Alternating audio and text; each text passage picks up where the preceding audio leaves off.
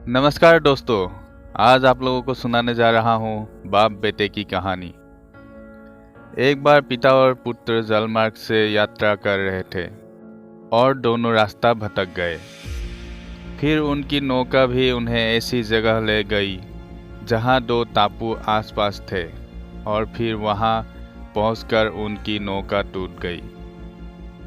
पिता ने पुत्र से कहा, अब लगता है हम दोनों का अंतिम समय आ गया है। दूर दूर तक कोई सहारा नहीं दिख रहा है। अचानक उन्हें एक उपाय सूझा। पिता ने अपने पुत्र से कहा कि वैसे भी हमारा अंतिम समय नज़दीक है, तो क्यों न हम ईश्वर की प्रार्थना करें। उन्होंने दोनों टापू आपस में बांट लिए, एक पर पिता और एक पर पुत्र, और दोनों अलग अलग ईश्वर की प्रार्थना करने लगे। पुत्र ने ईश्वर से कहा, हे भगवान, इस टापू पर पेड़ पौधे उग जाएं, जिसके फल फूल से हम अपनी भूख मिटा सके। प्रार्थना सुनी गई। तत्काल पेड़ पौधे उग गए और उसमें फल फूल भी आ गए।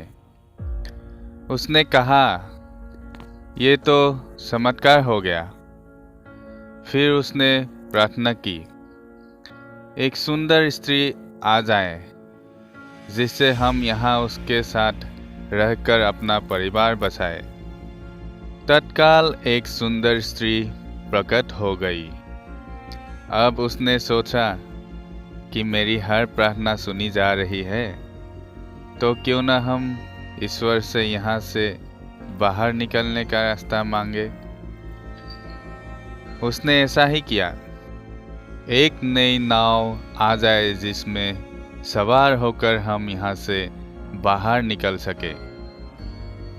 तत्काल नाव प्रकट हुई और पुत्र उसमें सवार होकर बाहर निकलने लगा। तभी एक आकाशवाणी हुई, बेटा, तुम अकेले जा रहे हो, अपने पिता को साथ नहीं लोगे। तो पुत्र ने कहा, उनको छोड़ो, प्रार्थना तो उनने भी की, लेकिन आपने उनकी एक भी नहीं सुनी। शायद उनका मन पवित्र नहीं है, तो उन्हें इसका फल भोगने दो ना। आकाशवाणी कहती है, बेटा, क्या तुम्हें पता है कि तुम्हारी पिता ने क्या प्रार्थना की?